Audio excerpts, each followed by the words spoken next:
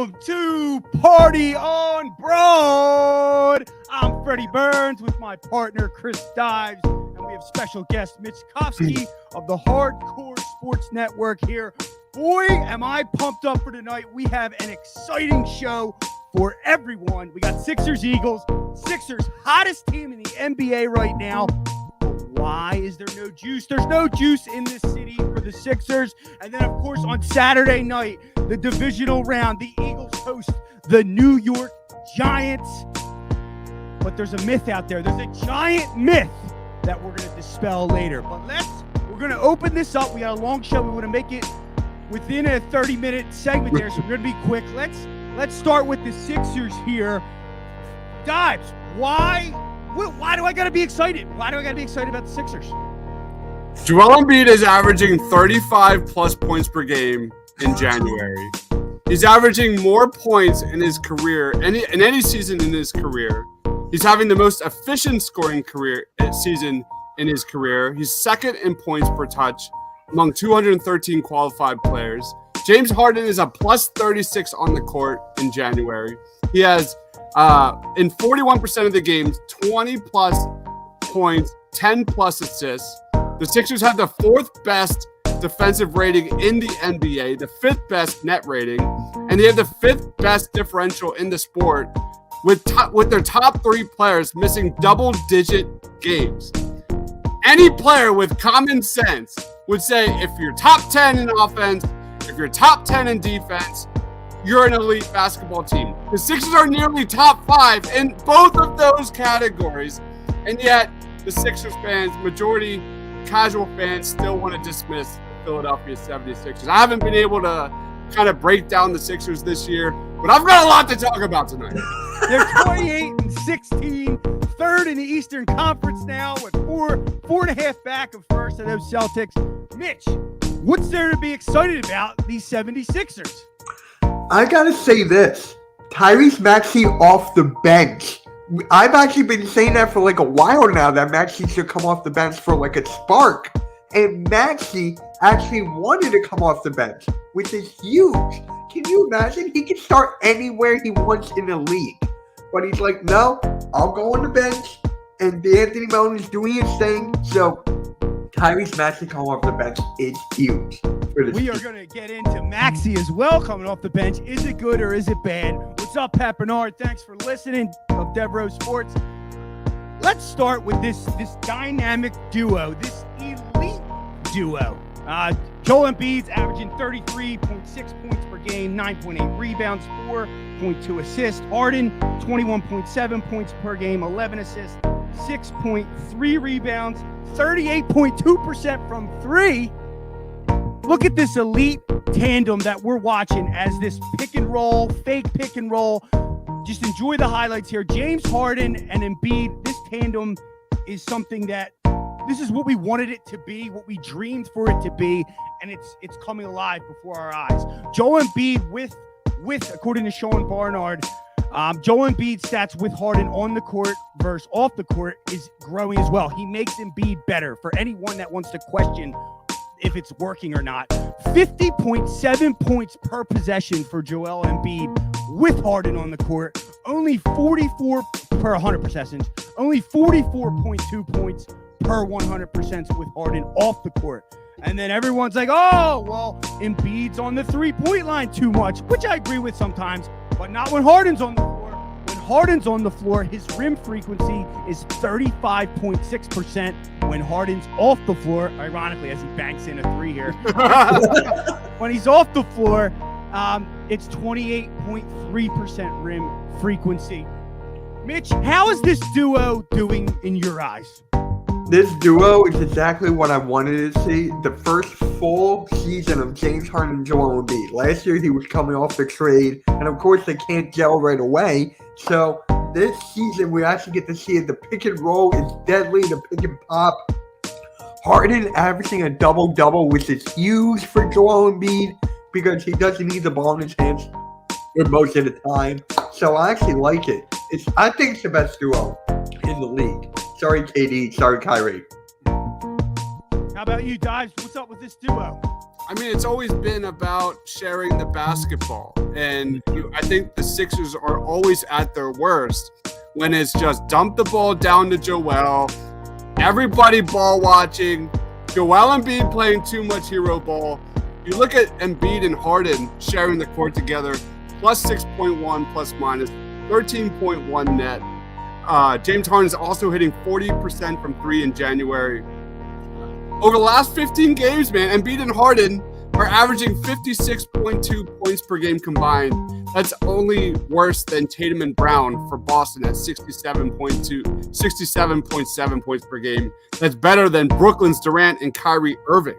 And I think this is a show about being optimistic about the Sixers moving forward.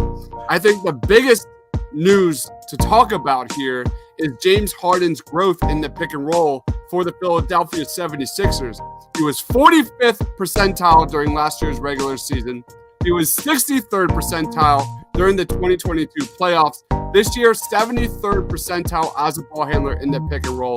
The growth between Embiid and Harden is absolutely everything when it comes to the playoffs, because we all know too much ISO ball kills this team. That's, I think, a big reason why fans are kind of down, at least when it comes to the regular season this year. But if those two can keep that train rolling, keep progressing, keep growing chemistry in the pick and roll, there is something there. Harden to Embiid, they have 118 assists, Harden to Embiid, most of any duo in the league. So I agree with you, the pick and roll, the evolvement of Harden as a passer overall, 11.1 assists per game. We had so many games. He tied the Sixers single season record for assists in a game. He's been a passing machine, not only with Joel Embiid, everyone on the floor, and this team an offense is way better with Harden on the floor. We saw when Harden was out for that month or so how stagnant it was, how aggravating it was. Doc this, Doc that, Doc. And Doc has his flaws, don't get me wrong, but we didn't have a point guard that distributes the ball. This is what we wanted out of Ben Simmons, isn't it? It is, man. And I like the experimentation we're seeing. Let's get into the three lineup kind of stuff that we have heard in recent weeks here. All right, Doc has three lineups. There it is. That you like to see. You got Harden, Melton, Harris, Tucker, Embiid. Then Harden, Maxey, Harris, Tucker, Embiid. Harden, Maxey, Melton, Harris, Embiid. So that's his three starting lineups. I guess I'll ask you, Mitch. Pick one. What's your favorite one? Honestly, the third one. Third one. I don't want PJ Tucker. Get rid of Tucker. How many minutes is that guy having? Like 20 plus? Like, god dang. But yeah, I'm going with the third. Tobias Harris turning up, playing his role. DeAnthony Melton, best move of the offseason. I love this guy next to Maxey, next to Embiid, next to Harden. I love it. Great. I agree. Tucker's playing way too much. Like, he needs to be in the playoffs. He's playing hurt, too. That's the other thing. It aggravates the hell out of me. If he's hurt, get off the floor, sit out for 20 games, and come back for the playoffs. Why we got you. And why isn't Doc and management or anyone saying, get off the floor? Like, we saw, why is he playing center? He should be backing up Tucker and bringing off the bench. Like, it just makes so much sense. I don't understand why they're not doing it. But enough ranting about Tucker. All right, you want to rant? Go. Whoa. You're out of the conversation because any lineup that punts PJ Tucker to the freaking moon is okay by me. To the moon. I think the biggest thing here is you look at George Niang. Niang is having a terrific year. Niang with Harden and Embiid, they're a plus 23. Niang currently leads the NBA in points per spot up possession.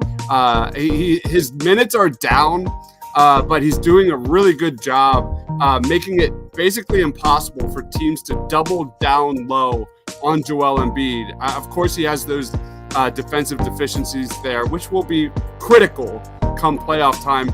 The other thing that we have to bring up is Matisse Thybulle. I know I'm probably going to lose a lot of followers here, but no one can convince me that Matisse Thybulle can't do 100% or 120% of what PJ Tucker is currently giving the Philadelphia 76ers. You look at Thibault, he's included in nearly the top 3 plus minus 5-man combination lineups for the Sixers right now. You look at the lineups with Melton and Thibault, the Sixers and James Harden and Embiid, they're a plus 42. It's a small sample size. I'm not saying like punting PJ Tucker to the moon is going to like make them an automatic contender, but I'm not saying that. I mean, there's definitely something there. A contending team that's dormant right now, and all it is just moving PJ Tucker to the bench or significantly reducing his role on this team moving forward. Do you agree? And I want to ask you this as well, Mitch. Do you agree with Doc using the 3 different starting lineups? Just get rid of PJ Tucker. Like, I just want PJ Tucker on the bench. I get it. We just said that, but do you agree with the 3 lineups? I mean, can Thibault get more minutes?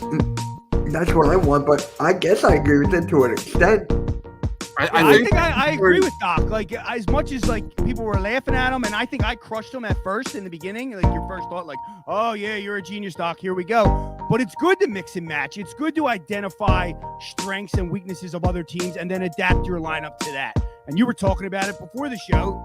You praised Doc a little bit, and I heard praise from Chris Dive's mouth for Doc. I don't know if he didn't want me to tell anyone, but I heard it.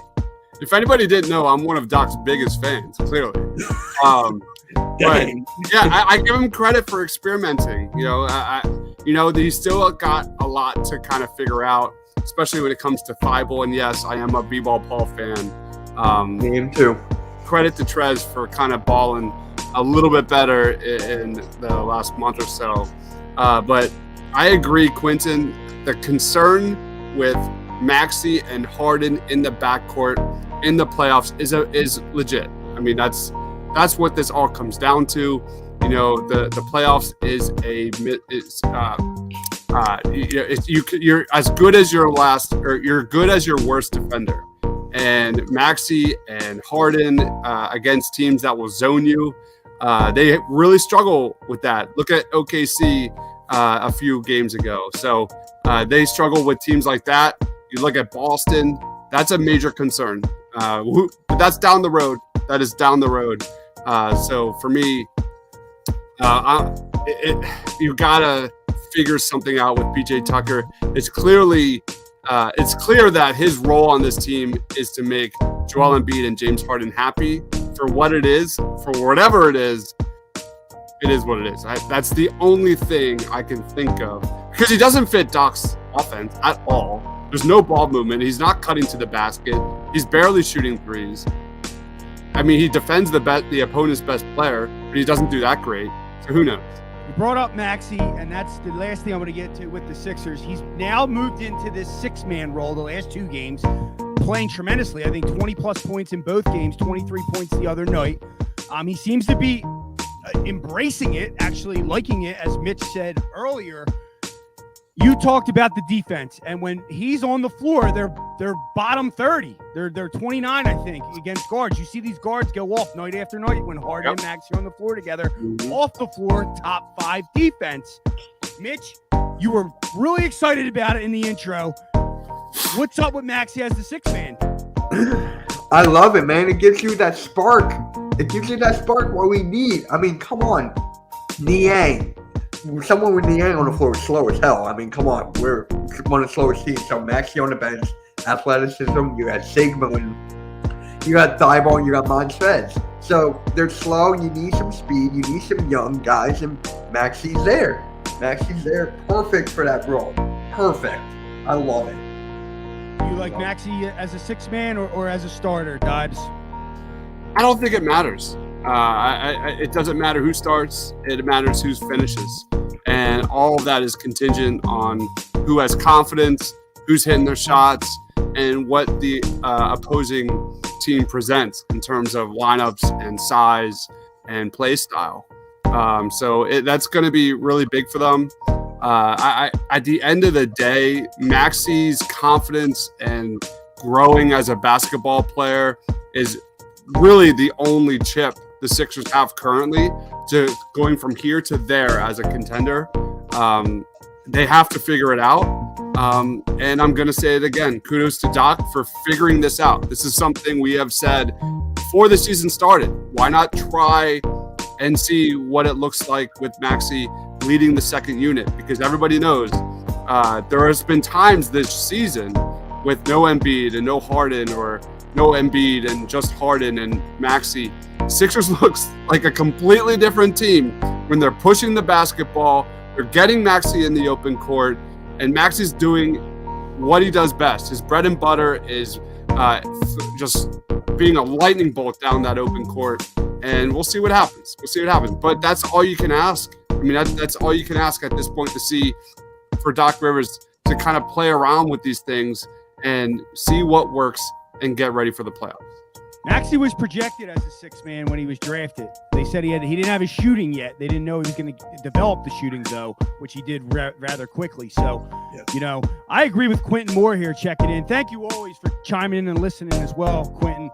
Only Embiid, Harden, and Toby should be on the floor at the end of all games. Everyone else should be played according to matchups. I couldn't agree more. It's a perfect way. Toby plays defense. He's not going to be the guy you're going to give the ball to, but he is a threat. You have to put a man on him. And at the end of games, they're not. These three are not people you have to bring off the floor because of the D. Harden gets criticized for his defense. He's not terrible. He makes plays. He's aggressive when he wants to be, and typically at the end of games he is. So that's all we got for the Sixers here.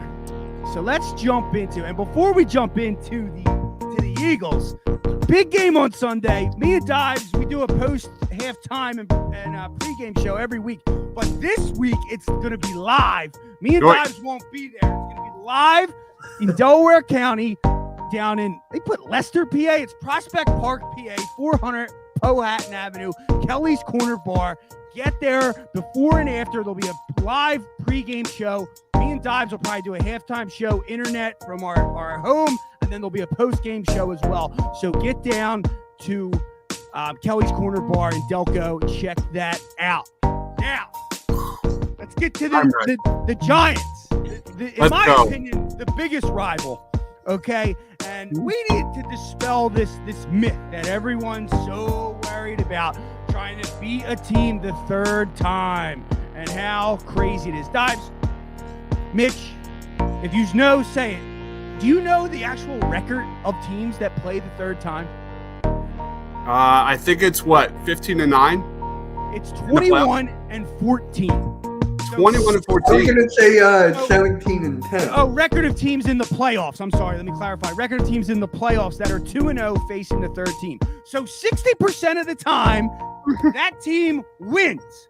And that's according to John Clark of NBC Sports. Okay. So, what are we worried about here? What's the problem here? Let's be clear. This is a very different Giants team the Eagles are facing. And, there's no question. I don't mean to be a Debbie Downer, but the blueprint is out there on how to kind of slow down. I'm not saying beat the Eagles, but absolutely slow down the Eagles. That's all about long sustaining drives. It's all about controlling time of possession. It's all about limiting turnovers. And the Giants are very good at that. And they've got a solid defensive line, even though that kind of gets negated when it comes to the Eagles' offensive line, which is the best in football. The Giants are playing really, really well right now, led by Brian Daboll.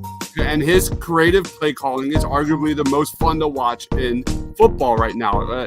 The misdirections, the pre-snap movements, the behind-the-back handoffs, like, it's nuts. And just immense amount of respect for the Giants and Brian Daboll and what he has been able to do for this Giants team, getting into this matchup with the Philadelphia Eagles. I think they're going to lose it. We're going to break that down why.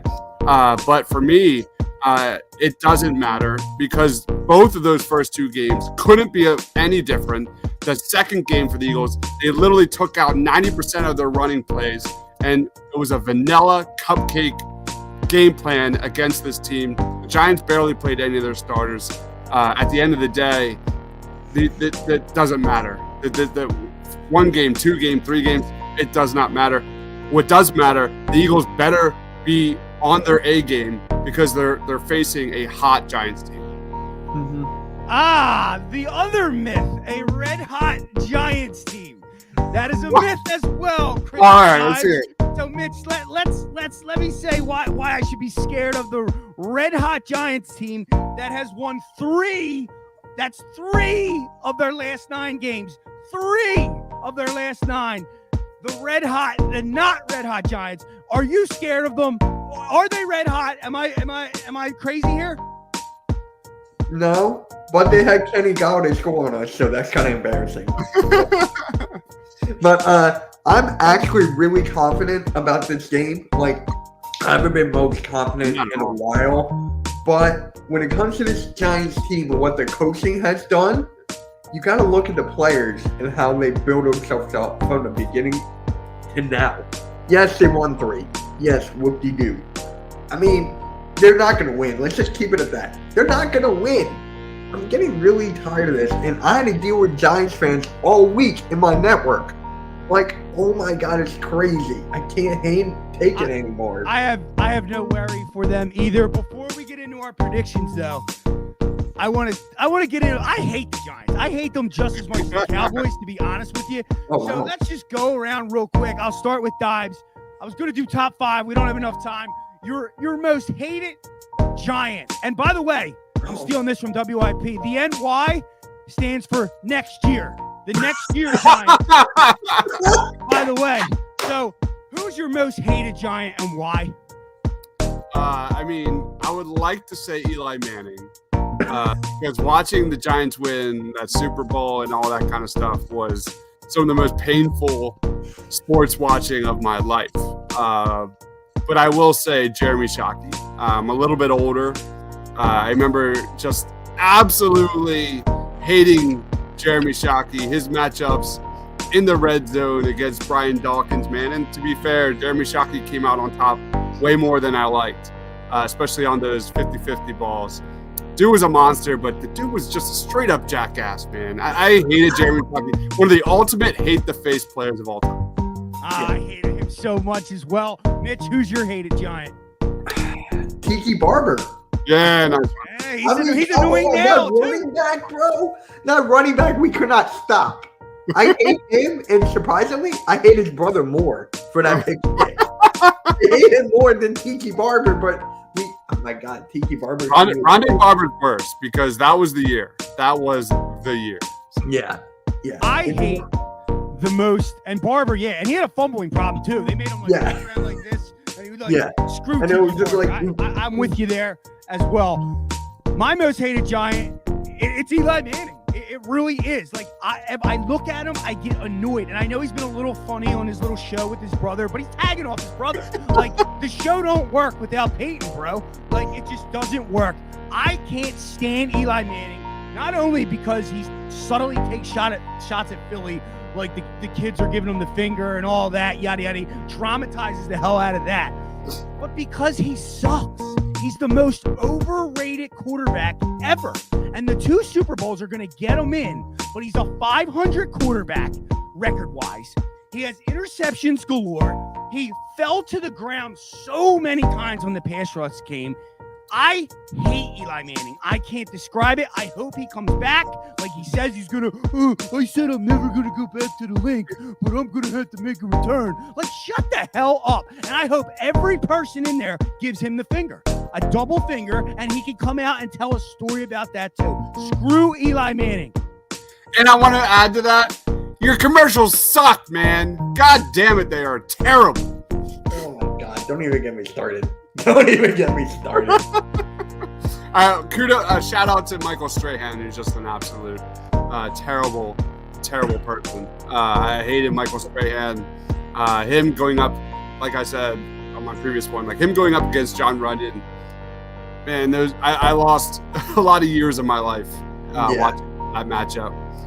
So you can't have a Giants most hated Giants ranking without Michael Strahan.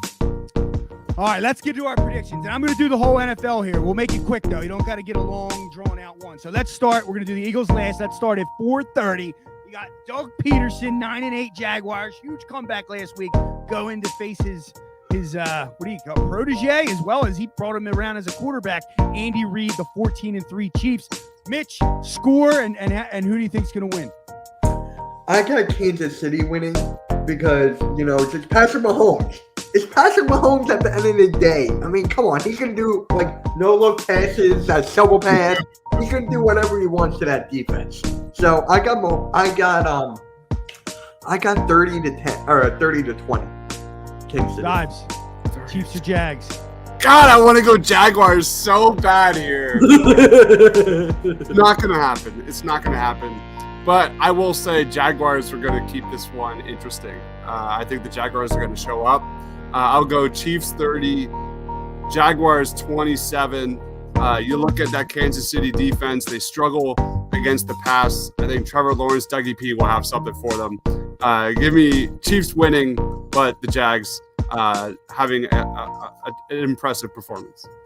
I've been screaming the Jaguars stink the whole time, and I was feeling great at halftime of that Chargers game. I'm like, they stink. And they came back and proved me wrong. With that said, 42 Chiefs, 17 Jaguars. Oh, okay. Damn. And you're not wrong. I said Trevor Lawrence was overrated ever since he was in college. Oh, man. Not at all. I think he throws some good balls. He has games where he's around, but he does got a good arm. Dude, but let's keep it moving. We're going to go to Draft Day. Did you see the movie Draft Day? I love that movie. I called him Bo Callahan. I called him Bo Callahan. Stop. Now I can't do that anymore.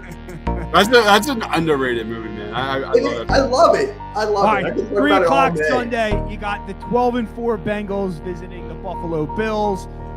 The rematch kind of the DeMar Hamlin game, except it's in Buffalo. Who do you got on that one, Dibes? I'm going to go Bengals. I'm going to go Burrow. I'm going to go Chase. I'll go.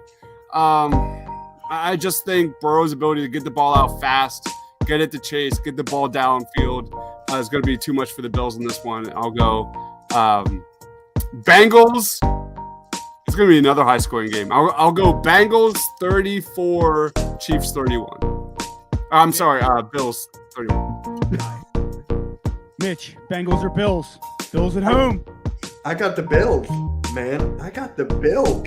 Josh Allen, Stephon Diggs, and that defense, I'm telling you, this is their time, especially the whole DeMar Hamlin situation. They're playing for everything right now. So I got the Bills 27-20. I'm going Bengals, and not only because I think they're going to win. We have to root for the Bengals. We need an AFC championship game in a stadium, and I think the Chiefs are definitely going to win. So, I know it's because of DeMar Hamlin, and they canceled the game. They should have. I'm not saying that, but it really sucks to play in Atlanta. For both of those fan bases as well. The Chiefs and the Bills have great fan bases. So, Bengals win, close game. I'll go 28-24 Bengals. I'm going to say the Bills.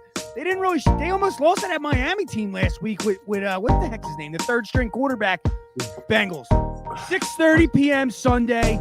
Cowboys, they got to win. They're on to the divisional round. They're visiting the 49ers. Does the Brock Purdy train end, Mitch? 49ers, man. I'm going with the 49ers because of Christian McCaffrey, arguably the best trade in the whole league. Christian McCaffrey, he's going to win the comeback player of the year, I feel like. So, I got to go with that because Christian McCaffrey, Deebo Samuel, and DeMeco Ryans coaching that defense. I mean, that defense is talented, and I got the Niners. 30. No, I'm going 28-24. Yeah, DeMeco Ryans should get a head coaching job. He definitely should get a ton of interviews, but he should definitely get a job. A lateral move. Yeah, but Gannon's got a pretty good D, but we'll talk about that another day. Dives, who do you got? I'm gonna go on the other side. Sorry, Mitch. I gotta think it's gonna come down to Nick Bosa versus Parsons. Whoever gets to the quarterback more. I think this is basically an even match here. At the end of the day, I am not on the Brock Purdy train. I'm sorry. I'm not either. I'm not Media either. darling right now. He's not the next Tom Brady, and I think that their magical run stops against the Cowboys, and we're going to get one of the best matchups ever in Eagles history: Parsons versus Lane Johnson to get to the Super Bowl. I'll say Cowboys win in a close one. Cowboys win 28-25. I know. I sadly say this. If their kicker makes the extra points. Yeah. I was trolling on Twitter, like supporting the kicker. I'm like, we have to support him. He has to stay. Trolling Cowboys fans. But anyhow, I'm sadly, I agree with you, Dibes. They're going to win this football game, and they're going to go to the NFC Championship at the Link. So I don't even want to give a score. I'm depressed to even say it. But I think they're going to win because I'm not a believer in the 49ers either, especially with Dallas's defense. So let's move to 8:15 Saturday night at the Link. Daniel Jones is 1-9 in primetime games. The Giants come. Eagles are 7.5-point favorites. Mitch, we'll do Mitch first. Eagles winning this game, and by how much? What do you think? How's it going to play out? It's going to be a close game. It's going to be hard fought. It always is when it's the NFC East rivals. It's always a hard fought game. So for me, I got the Eagles winning 30-27. 30-27. That's it's going to be a quarter. Is that going to be a fourth? It's got to be a field goal game to win it in the end. Yeah. Oh, the Cowboys that was done. I don't know if I can deal with that. It's going to be close, man. What, you think it's going to be a blowout? I'll tell you in a minute. Dives, what do you got? I'm right there with Mitch, man. I think this is going to be a tough game. I'm still on that same vibe. I mean, it was only, a couple of days ago from Birds of the Roundtable. I said 23-20 Eagles win. It's going to be a tough game with Jalen Hurts in the fourth quarter, putting his team on his back with a huge run, a touchdown run, or a great throw, or something along those lines. It's going to be one of those classic NFC East battles. I do respect the New York Giants. Strength negates strength here. You've got a defensive line for the Giants who love to get to the quarterback blitz, but they didn't blitz much in that wild card matchup and still did a great job. And then you've got the Eagles offensive line, which is the best in the league, as I said. Brian Dable, amazing play caller for the Giants. Jonathan Gannon, trying to get the next head coaching job in the NFL. Just amazing little fun matchups in this matchup. At the end of the day, if there's one thing I know will happen, A.J. Brown will absolutely dominate this Giants secondary, and I expect continuous big plays from this Eagles offense. A.J. Brown is going to be the guy on Saturday night that brings the Eagles a W. Eagles get the W 23-20, and it's going to be intense. It's going to be intense. Quentin Moore, don't do it to me, Quentin. Come on. Come on, You've been awesome all year long. Like you're psychology. You said, let's be scared of the 49ers way early. You've been nailing it all. Don't come to me with that stuff. Get that out of here. Not only do I not respect the New York Giants, they stink. Okay. Oh my God. And if my wife wasn't kicking the upstairs for me to shut the hell up from screaming, I would flip out right now. This game is going to be so easy. The Eagles will roll like the first time we played them, full strength. My only concern is Lane Johnson's health, and I guess that's a big one. The Giants have not won in Philadelphia, October 27, 2013? What's that, 10 years ago? I graduated. And we're like, oh, it's going to be this, it's going to be that. Dude, I know everyone's nervous because we haven't looked great the last few weeks, but we're full strength. All reports are Hurts looks fine again. The Eagles roll. Minshew might even get some action in. Let's go. Eagles 35, Giants 13. Holy cow, man. Man, the Tito's will be flowing on Saturday night if that's the case. Fact you bought in Gardner Minshew. Dude. Oh, man. I can't wait to talk about this on Saturday. Oh, man. We'll see. You will see. Me and Dives at halftime. And like I said, if you're in the Delco area, get down to Prospect Park, Kelly's Bar. They'll be doing a live show down there. Before we go, Mitch, tell everyone where they can find you. All right, so you can find me on Twitter at Mitch Toxie and YouTube Mitch Toxie and the Hardcore Sports Network. We're growing rapid fast, so you got to follow us over there as well. Yeah, give him a follow. Great network to follow. For Chris Dives, you know where you can find him on the Painted Lines. I'm Freddie Burns from Edge of Philly Sports. This is The Party on Broad. We will see you next week, 7 p.m. on Thursday. Please smash that subscribe button, hit that like button, share us out to everyone. Thank you, everyone, for listening. See you next week. Go Birds.